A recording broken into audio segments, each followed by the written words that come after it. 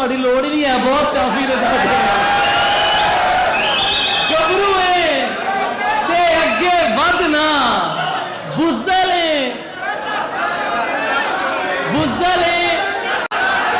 के नसदा क्यों नहीं? उस चलाक नूं है गुस्सा है। मियां साहब अपना अपना चलाक ध्यान च रख के, उस चलाक नूं है गुस्सा है मैं गल्लां विच फसदा क्यों? उस चलाक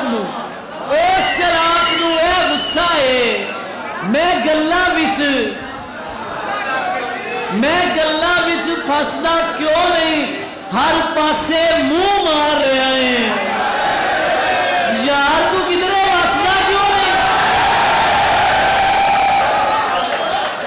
हर पासे मुंह मार रहा है।